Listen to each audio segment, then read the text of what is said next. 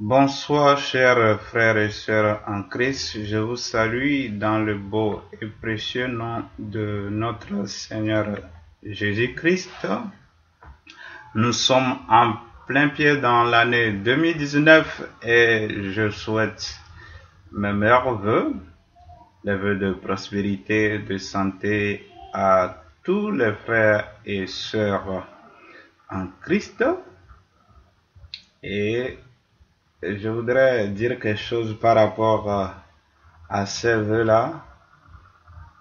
Quand l'année commence, on commence par se souhaiter les vœux de prospérité, de santé, de longévité, ainsi de suite. C'est bien.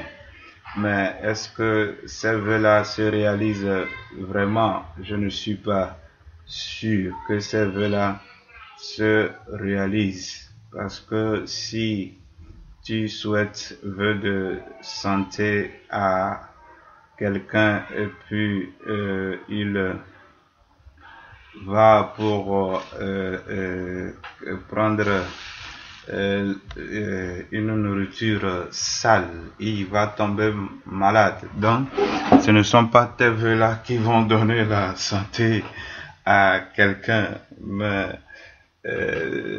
quand la Bible nous dit que nos œuvres nous accompagneront, nous récoltons ce que nous sémons pendant l'année, peu importe l'année, peu importe le nombre de vœux que nous avons reçus des gens, nous sommes récompensés par rapport aux actes que nous posons. C'est pourquoi Dieu a voulu que, au lieu que on s'accroche à ses vœux, plutôt on puisse savoir quel acte poser pour que ce que nous souhaitons, c'est-à-dire la prospérité à tous les niveaux, puisse être une réalité dans notre vie. Notre Seigneur veut que nous soyons prospères, mais il faut des conditions.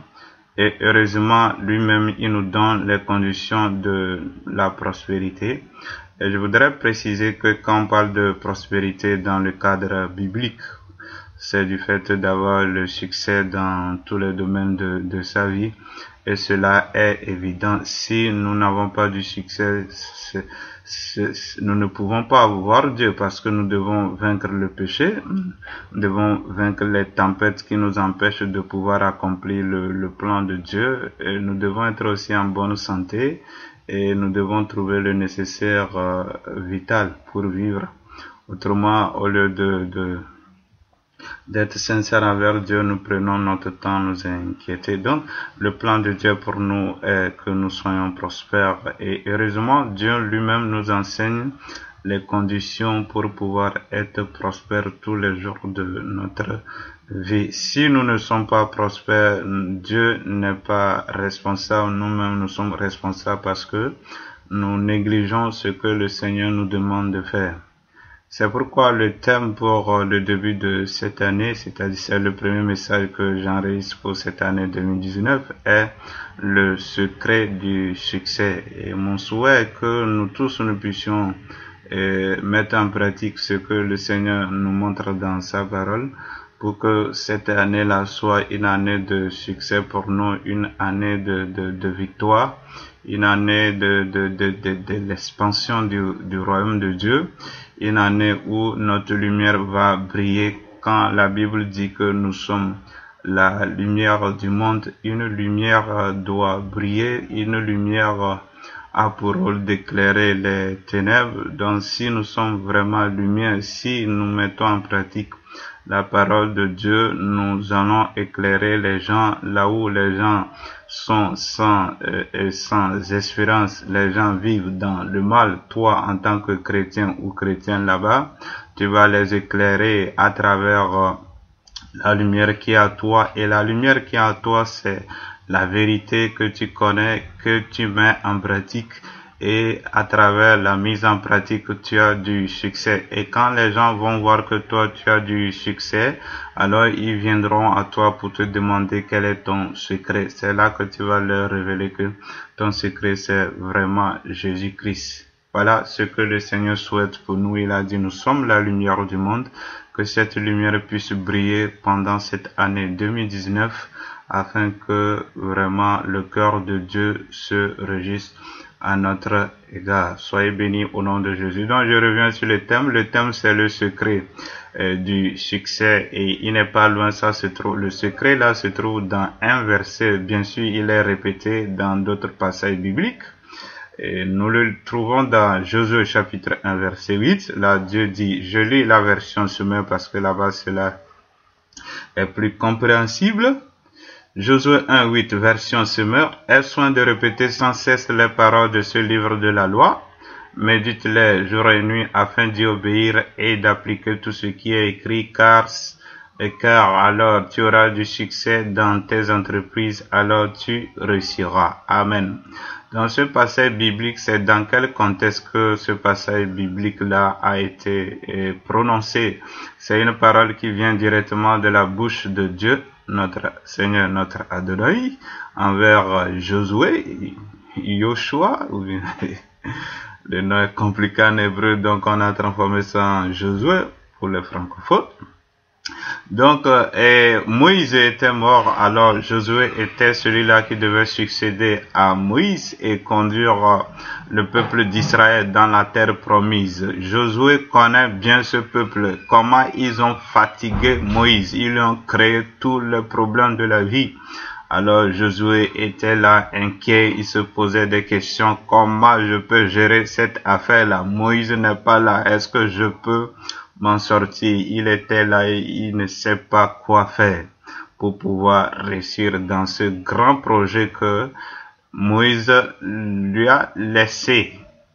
Alors, sans trouver de réponse par lui-même, Dieu intervient et Dieu lui dit, Moïse, ne t'inquiète pas, Dieu vient encourager. Mon frère, ma soeur, lorsque tu es abattu, fatigué, et que tu ne sais pas sur qui compter, Dieu te viendra au secours. C'est pourquoi tu dois cesser de compter sur les gens ou sur tes ressources personnelles, mais sur Dieu lui seul. Donc ici, Moïse et Josué n'a personne sur qui compter. Il se posait des questions et il était un peu découragé et Dieu vient l'encourager. Et Dieu lui dit, mais tu es découragé, tu ne sais pas quoi faire.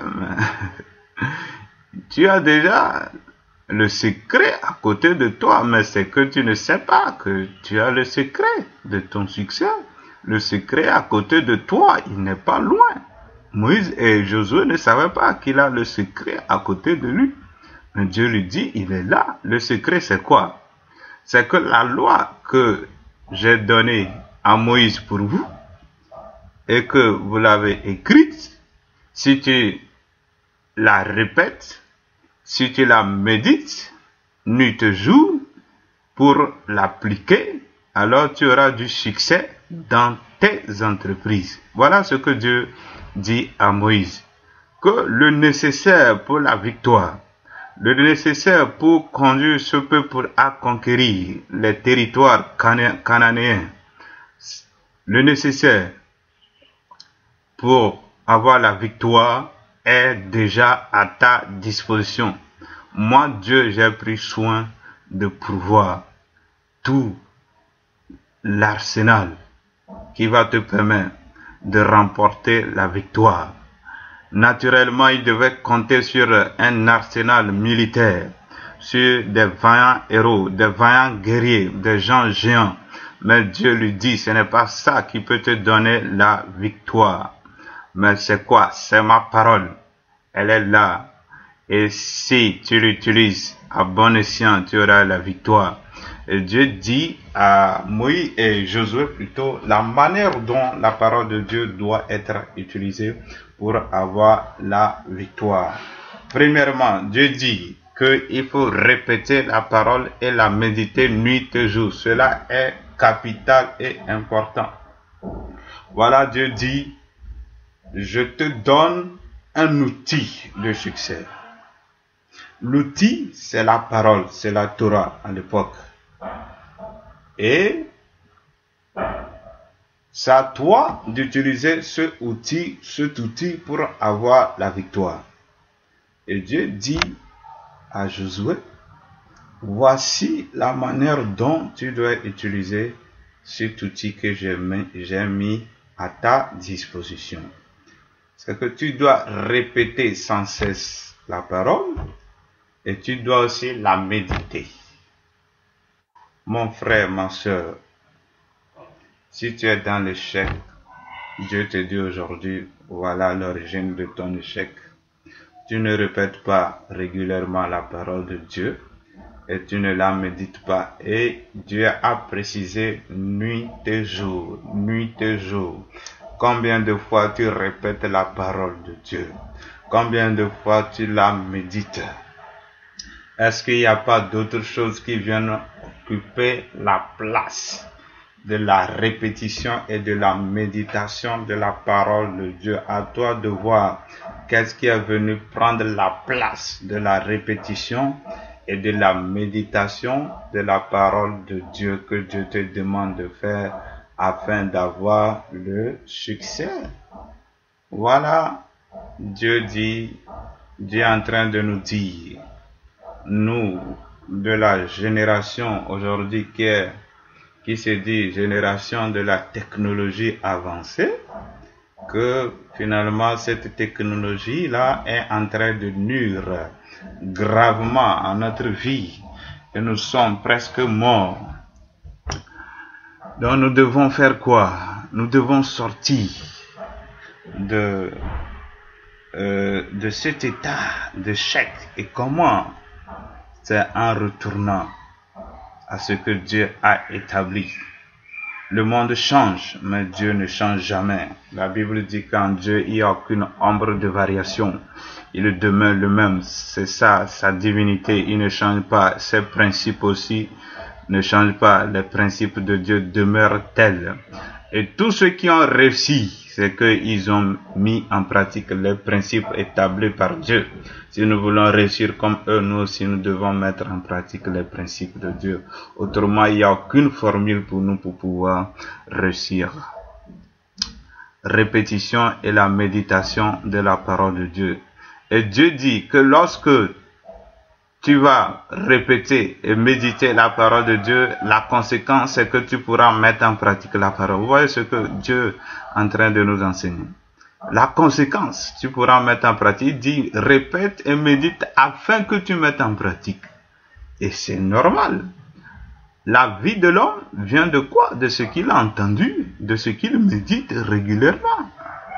Si une personne médite à aller voler, et ça va le pousser à voler. Si une personne médite à aller faire quoi, je ne sais, insulter, il va aller insulter.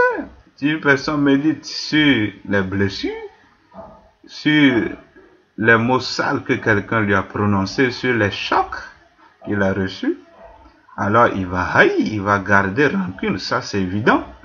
Et Dieu nous dit que quoi? Que lui, sa parole, si nous la répétons, nous la méditons, ça va nous pousser à mettre en pratique la parole.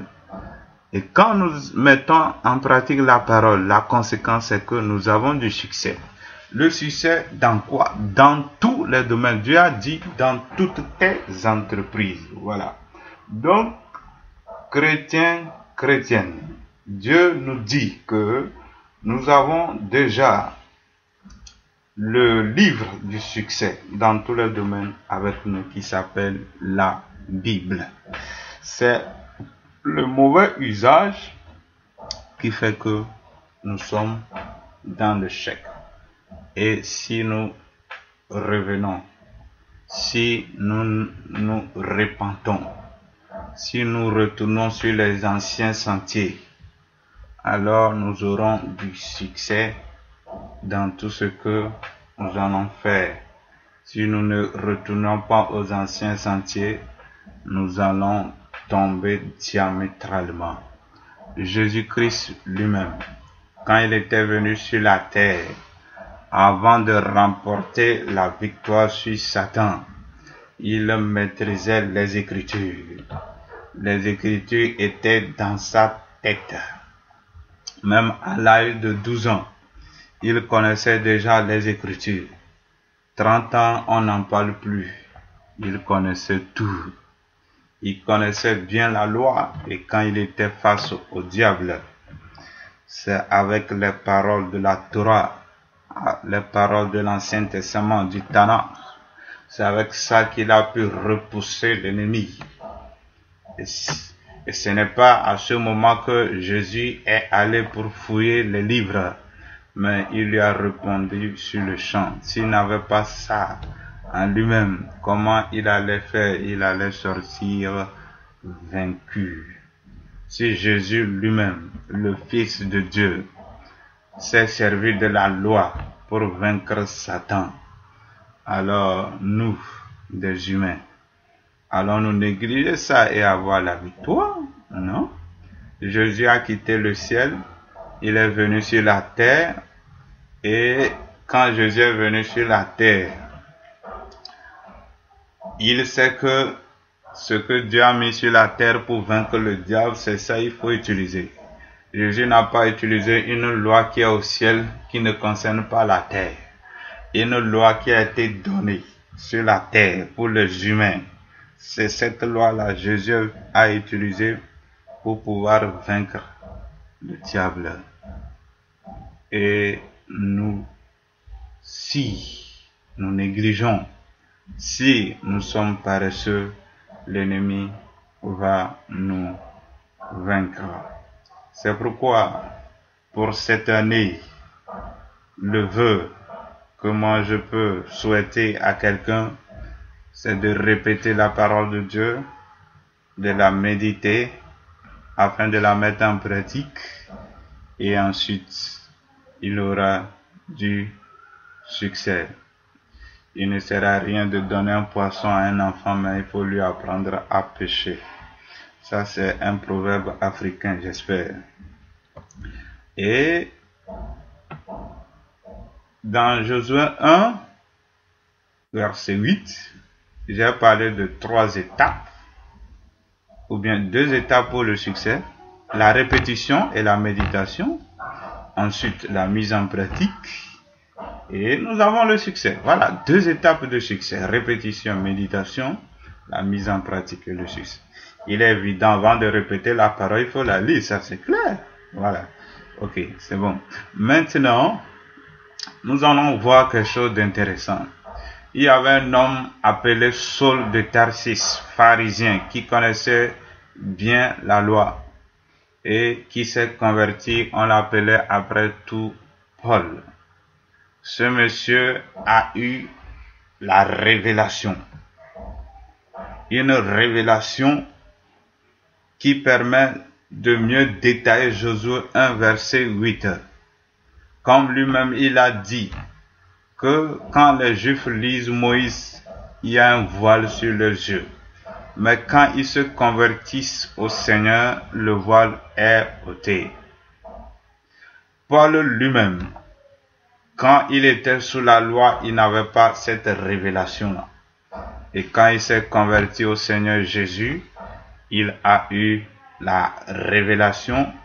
Et cette révélation nous permet de voir que dans Josué 1, verset 8, il y a d'autres éléments cachés qui ne sont pas là-bas. Et nous allons le trouver dans Romains 10, verset 17. Là, il est écrit que la foi vient de ce qu'on entend, et ce qu'on entend vient de la parole de Dieu. La foi vient de ce qu'on entend, et ce qu'on entend vient de la parole de Dieu. Là-bas, j'ai 2 choses. La foi qui vient et ce qu'on entend qui vient de la parole de Dieu. 2 choses.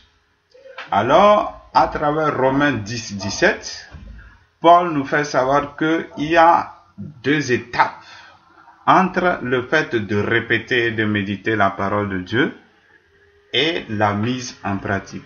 Il y a 2 étapes entre les deux. J'espère que je me fais comprendre. J'avais dit qu'il y a 2 étapes pour le succès, la répétition et la méditation et la mise en pratique.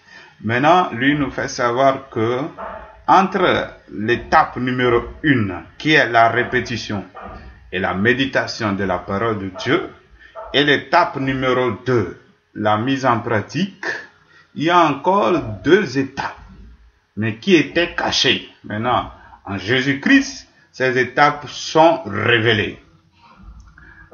Et quelles sont ces 2 étapes qui sont entre la méditation, non, la répétition, la méditation et la mise en pratique de la parole de Dieu? C'est le fait d'entendre Dieu qui s'appelle la révélation et la foi. Donc, pour mieux reformuler maintenant, quand nous prenons Josué chapitre 1, verset 8, où Dieu dit « Aie soin de répéter sans cesse ce livre de la loi, médite-le jour et nuit, afin je vais aller le lire, c'est mieux. Aie soin de répéter sans cesse les paroles de ce livre de la loi, médite-le jour et nuit, afin d'y obéir et d'appliquer tout ce qui y est écrit, car alors tu auras du succès dans tes entreprises, alors tu réussiras. Amen. Donc, qu'est-ce que je dis? Voilà. Dans le Josué 1:8 que je viens de lire, quand nous allons le monnayer, nous allons voir 4 étapes de succès. J'avais donné 2 sous la loi. Maintenant, sous la grâce, quelqu'un qui a reçu Christ a eu la lumière, il nous ajoute encore 2 étapes de succès. Donc, quand nous prenons Josué 1, verset 8, nous trouvons 4 étapes pour le succès. Premier, c'est d'avoir soin de répéter sans cesse la parole et de la méditer. 2. La deuxième étape est la conséquence de la première. Quand on répète et on médite la parole de Dieu, qu'est-ce qui se passe? On a la révélation, qu'on appelle en grec rhéma. On entend la voix de Dieu. Cela est vraiment important. La parole de Dieu, elle est là. Mais pour entendre la voix de Dieu, il faut méditer la parole. Il faut la répéter. Il faut la méditer surtout. Et là, quand on médite, on entend Dieu. Dieu nous parle. On a la révélation qui s'appelle Rhéma. On a la révélation dans la parole. Dieu nous parle et nous entendons la voix de Dieu. Je ne parle pas d'une voix audible, mais une pensée qui nous vient de Dieu. Et Dieu nous parle. C'est pourquoi la Bible dit la parole tue. La lettre tue plutôt. L'esprit vivifie. C'est-à-dire, si on s'arrête simplement à la parole sans la révélation, on n'évolue pas, on reste dans la mort, on ne change pas. Mais lorsqu'on a la révélation, alors nous vivons, nous avançons. Maintenant, lorsque on entend Dieu, Paul nous fait savoir que la foi vient. Quand une personne a la révélation, quand Dieu lui parle, alors c'est là-bas que vient la vraie foi. La foi vient de ce que on entend. Cela est vraiment important. La foi, une fois où nous prenons nos propres désirs pour croire en ça, ce n'est pas la foi, c'est la présomption, c'est un souhait. Ce n'est pas la foi. On peut y croire, ça ne marche jamais. La foi, c'est que Dieu a parlé et nous croyons. C'est ça, la foi authentique. Voilà, c'est ça, la foi authentique que Dieu nous enseigne. Et tout le monde le sait. Jésus a dit que quand vous avez la foi, rien ne vous serait impossible. Et il a aussi dit que la Bible le dit que sans la foi, il est impossible d'être agréable à Dieu. La Bible dit dans Jacques que si quelqu'un prie qu'il ait la foi, s'il n'a pas la foi, qu'il ne s'imagine pas qu'il recevra quelque chose de Dieu. Donc, le combat que nous menons, c'est le combat de la foi, comme Paul l'a dit à Timothée, et combat, le bon combat de la foi, parce que c'est lorsque nous avons la foi que nous pouvons obtenir les choses, nous pouvons avoir la victoire sur Satan, sur les démons, nous pouvons aller au ciel également, parce que la Bible dit que c'est par la foi que nous sommes sauvés. La foi est une chose incontournable pour notre salut, ainsi que pour notre succès sur la terre ici. Et nous avons la chance que Dieu nous montre la voie pour pouvoir avoir cette foi, la foi authentique qui ne choue pas. Alors nous devons vraiment veiller à ça, nous devons nous accrocher à ce secret-là pour pouvoir avoir la victoire. Et la Bible nous dit par la bouche de Yohanan, c'est Jean l'apôtre, que tout ce qui est né de Dieu triomphe du monde. Mais attention, ce n'est pas parce qu'on est né qu'on triomphe du monde, mais il dit par la suite, la victoire qui triomphe du monde, c'est notre foi. Si nous avons la foi, nous triomphons du monde, sur Satan, sur les démons, sur les situations les plus catastrophiques. Nous pouvons triompher sur ces situations-là si nous avons la foi. Et Dieu nous dit, la foi peut venir. Et Dieu nous explique comment cela se fait. C'est à travers quoi? On médite la parole, on la répète. Dieu nous parle, on a la foi. Cela est formidable. Là, le terme, ce n'est pas la foi, mais comme la foi est une chose très bonne, incontournable, une chose redoutable, si je peux le dire ainsi, c'est pourquoi je mets l'accent sur la foi. Mais il y a une chose vraiment aussi importante pour la foi, c'est le fait d'entendre Dieu. Cela est important. Vous savez quoi? Quand il y a la parole de Dieu écrite, que on dit, les Grecs appellent le logos, elle est là, mais si on n'a pas la révélation venant de Dieu, de cette même parole qui est bien écrite, alors cela est difficile de mettre ça en pratique. Vous voyez ça? Cela est difficile lorsque Dieu ne nous parle pas à travers cette parole. Il faut que Dieu donne la vie à cette parole écrite et que nous l'entendions de la bouche de Dieu. Donc il est tellement important de pouvoir entendre Dieu dans sa parole, que Dieu nous parle. Donc nous devons faire tout et tout pour que Dieu nous parle. Alors, qu'est-ce que je veux dire? Que faut-il faire? Tu le sais. Est-ce que c'est WhatsApp? Est-ce que c'est Facebook? Est-ce que c'est YouTube?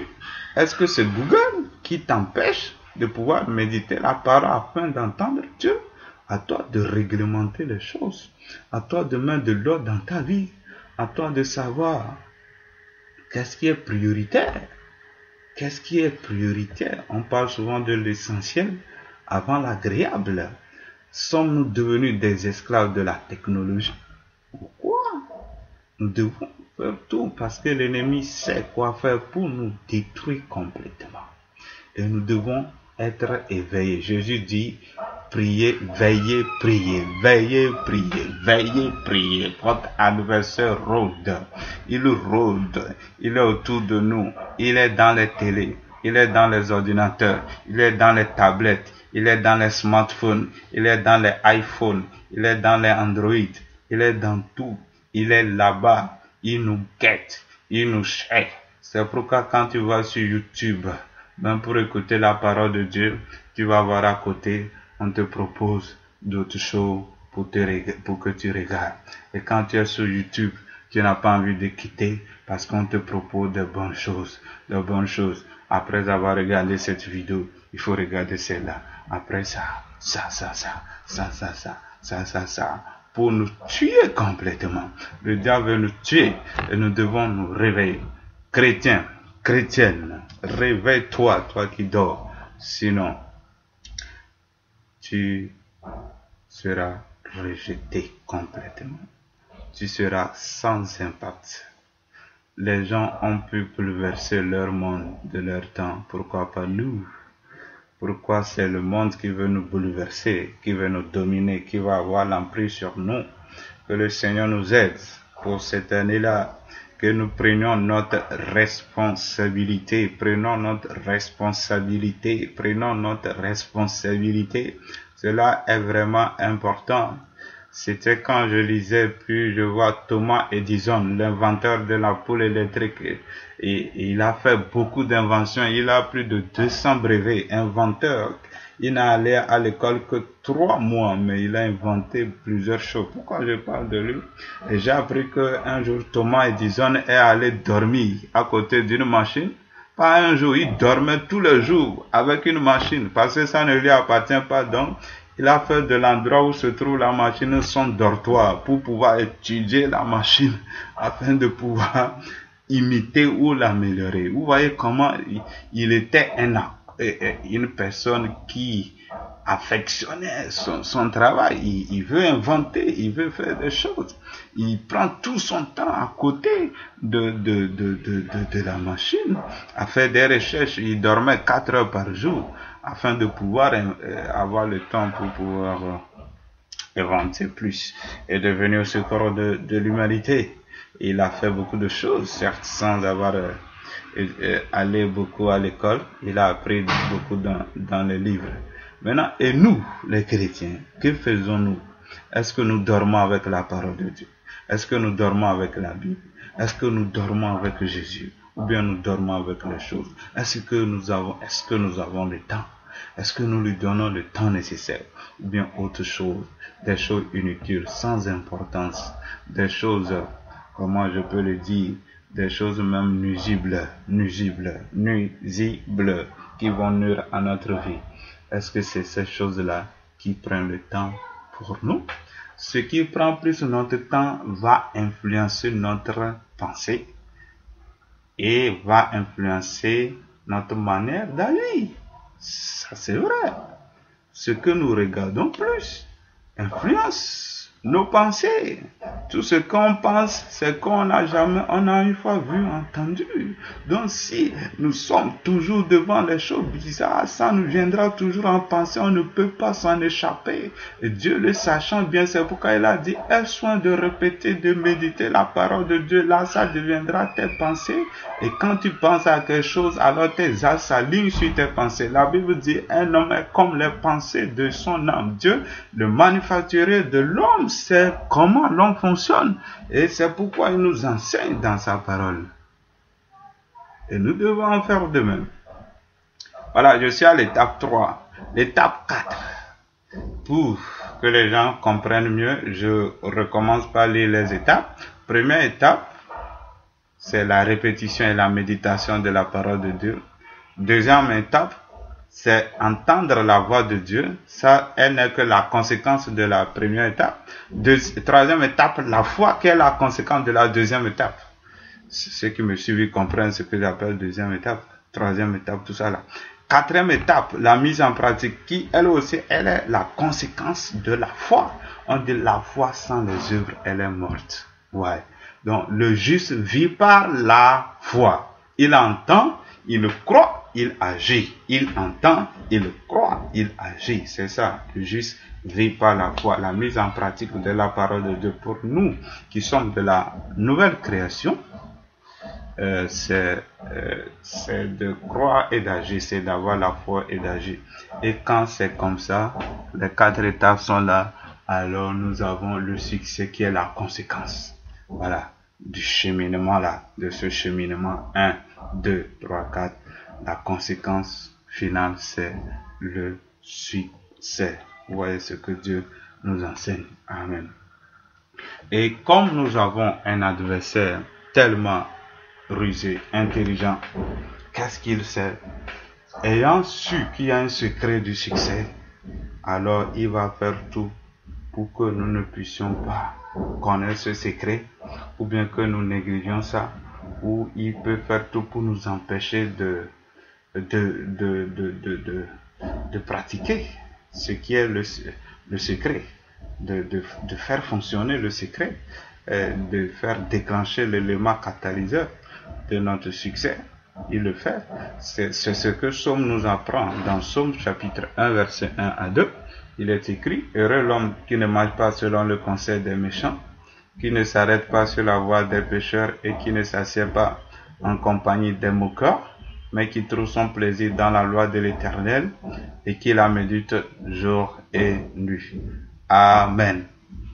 Donc, le psaume ici, il veut nous apprendre quelque chose. Dieu nous enseigne ici que quoi? Que il est vrai que si nous méditons la parole, nous allons entendre Dieu, nous aurons la foi, nous mettrons en pratique et nous aurons du succès et nous serons heureux. Mais, qu'est-ce qui se passe? Il y a des gens qui nous donnent des conseils qu'on appelle les méchants. Ces gens-là, dont la Bible parle, ce ne sont pas des êtres humains, seulement on a dit conseil des méchants. Donc quand la Bible dit heureux l'homme qui ne marche pas selon le conseil des méchants, c'est qu'il y a des gens qui marchent selon le conseil des méchants. Et ils sont malheureux. Et qui sont ces méchants? C'est Satan, ces démons, et puis ces instruments qui sont des humains qui peuvent donner. Celui-là qui est le plus spécialiste, le spécialiste en conseils méchants. Un méchant donne des conseils méchants, des conseils mauvais.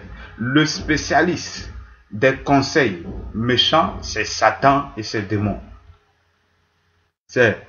Ils sont excellents en ça, c'est leur métier ça. Donc, si on se laisse et puis nous donne des conseils, on sera malheureux. Donc, qu'est-ce que lui le fait? Comme il a su que lorsqu'on médite la parole, on va entendre Dieu, on va mettre en pratique, on va réussir. Qu'est-ce qu'il fait? Il faut que lui, il nous pousse à méditer sur des choses contraires à la parole de Dieu. Et quand nous méditons, nous agissons selon ce que nous méditons, parce que lorsqu'on est rempli des pensées qui viennent de Satan, nous nous alignons sur ces pensées-là. Et quelles sont les pensées que Satan aime envoyer? Dieu lui dit sa parole. Satan, lui, les pensées qu'il aime envoyer, c'est ce qu'on a entendu, ce qu'on a vécu et ce qu'on a vu. On t'a blessé, on t'a insulté, on t'a calomnié, on a dit tant, tu as vécu dans le mensonge, l'adultère, fornication, pornographie, toutes ces choses, les insultes. Satan te fait penser à ça. Tu as regardé les choses sur YouTube, tu as regardé les feuilletons, tu as regardé les films de guerre, films de passion, films de tant. Satan te fait penser à ça. Il te fait penser à ça. Quand tu y penses, un homme est comme ses pensées. Alors tu deviens comme ce que tu penses. Chrétien malheureux, chrétien qui gise dans le chèque, qui ne peut pas évoluer, qui ne peut pas avoir de révélation, qui ressemble à un robot satanique, qui ressemble à une personne fabriquée dans un laboratoire diabolique. Voilà ce que le diable fait. Voilà ce qu'il est en train de faire. Il est celui qui s'oppose à ce qui est de Dieu. Refusons, résistons-lui. Résistons-lui. C'est pourquoi on dit ne pas marcher. Somme dit ne marchez pas selon ses conseils. Refuse les pensées qui viennent sur ce que tu as vécu, ce que tu as entendu, ton passé, refuse-les. Rejette-les automatiquement. Une autre version dit celui qui rejette les conseils, quand ça vient, rejette. Quand ça vient, rejette. Tout cela. Sinon, ta vie ne sera jamais une vie heureuse, mais une vie de frustration, de malheur et autres. C'est ce qui peut t'arriver. Maintenant, après qu'on a rejeté, vers la fin du verset, il dit, mais qui trouve son plaisir dans la loi de l'Éternel, qu'il a médité toujours et nuit. Ici, le psaume, il revient toujours sur Josué 1:8, où Dieu dit de méditer la parole de Dieu, et afin de la mettre en pratique. Maintenant, ici, le psaume 1, verset 1-2, nous fait savoir que, mais, il y a des gens, Dieu, il sait toutes choses. Dieu a parlé à Josué, mais après tout, il se révèle à David. Je ne sais pas si c'est David qui a créé le psaume ou bien c'est qui. Alors, il fait savoir que, mais, bien sûr, j'ai dit aux gens de méditer dans ma parole, mais certains n'arrivent pas. Pourquoi? Il y a un problème. Parce qu'ils n'ont pas un plaisir dans la loi. C'est pourquoi ils ne la méditent pas. Ils ne méditent pas la Torah. Aujourd'hui, nous les chrétiens, on ne va pas méditer seulement la loi. On a le Nouveau Testament à méditer. Donc, Ces gens-là n'ont aucun plaisir à ça. Il faut que quoi? Qu'ils aient un plaisir. Un plaisir. Mais avant d'avoir plaisir dans une chose, il faut que la chose soit bonne. Aujourd'hui, je ne vais pas parler de tout ce qui est dans la parole de Dieu, mais la parole de Dieu, c'est la vie. Le psaume 119 en dit, quand tu connais la parole, tu deviens plus sage qu'un vieillard, tu deviens plus sage qu'un intellectuel. Oui, oui, le secret du succès est là-bas. Le secret du succès, c'est la parole. C'est pourquoi Dieu a dit, médite-le, tu auras du succès. C'est ça, je disais, c'est le secret. Donc, je dois aimer une chose qui est un secret pour mon propre succès. Ce n'est pas pour le succès de quelqu'un. Donc, je dois avoir quoi? Plaisir. Mon frère, ma soeur, qu'est-ce qui est ton plaisir? Est-ce que c'est la parole de Dieu ou c'est autre chose? Alors, Dieu te dit aujourd'hui, mon frère, ma soeur, de aimer, aimer, aimer, aimer, love. Je ne sais pas si c'est love ou like. La parole de Dieu. La parole de Dieu.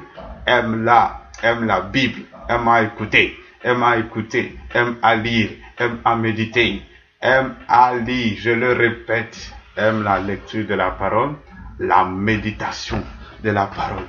Chaque jour, que ça repasse dans ta tête, que ça repasse dans ta tête. S'il faut écouter aussi régulièrement la Bible audio, écoute. Si tu as du temps libre, si tu ne peux pas lire, écoute, médite. Mon frère, ma soeur, Dieu dit médite. C'est ce qui va te sortir de l'échec total. Parce que l'homme fonctionne comme ça. L'homme, il est comme ça.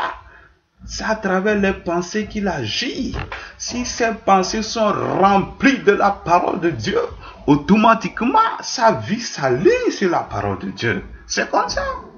Si ces pensées sont remplies du monde, ces âmes seront alignés sur les pensées qui sont des pensées mondaines. C'est comme ça.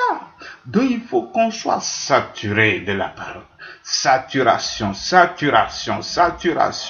La parole de Dieu, elle se renouvelle chaque jour, chaque fois, elle a la vie. Ne dis pas que tu as déjà écouté ça. Tu peux écouter, tu peux lire un passage biblique 1000 fois et tu auras 1000 révélations. Réécouter, Dieu donne la vie chaque fois. La parole de Dieu n'a pas une date de péremption. Ça n'existe pas. Les produits peuvent périmer. Les produits pharmaceutiques, les produits, alimentaires peuvent périmer. La parole de Dieu, elle est vivante. C'est-à-dire, elle ne périme jamais. Elle ne périme jamais. Celui qui peut te faire croire que ça périme s'appelle Satan parce qu'il a peur que si tu mets en pratique la parole, tu auras la victoire. Tu vas le vaincre. C'est pourquoi il tremble. Alors, il faut vraiment veiller à ça. Que Dieu vous bénisse pour votre écoute. Au nom de Jésus-Christ. Amen.